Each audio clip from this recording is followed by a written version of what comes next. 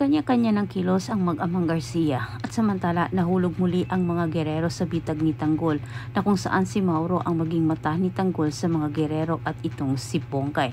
Higit sa lahat, sila din ang makakuha ng matibay na ebidensya na magpapatunay na ang mga gerero ay nandaya dito sa mga Montenegrong Tanggol. Samantala, hindi sumang-ayon itong si Pongkay sa pagbalik umano nito sa serbisyo sa mga gerero.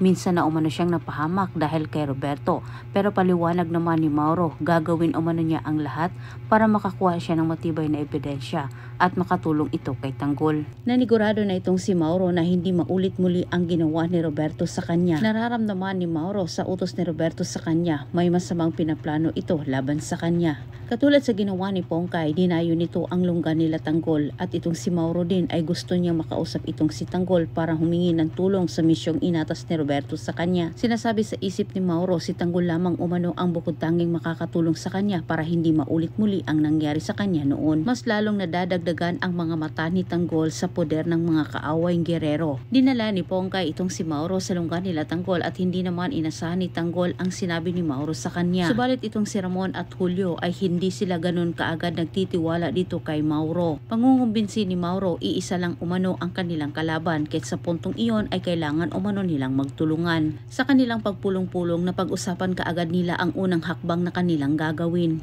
At sa mga susunod na araw, nagkataon din na nag-cross ang landas ni Pongkay at Miguelito. Umaayon ang tadhana sa mga plano nila Tanggol laban sa mga gerero. Sa unang pagkakita pa lang ni Miguelito dito kay Pongkay, may naisip din siya kaagad. Kahit batid ni Pongkay nga delikado ang mga gerero, pero hindi siya nagdadalawang isip na tanggapin ang alok ni Miguelito sa kanya. Sa paliwanag ni Pongkay sa kanyang kaibigan, bukod tanging paraan ang kanyang ginagawa para malaman umano ang totoong pagkatao ng mga gerero at matulungan din si Tanggol.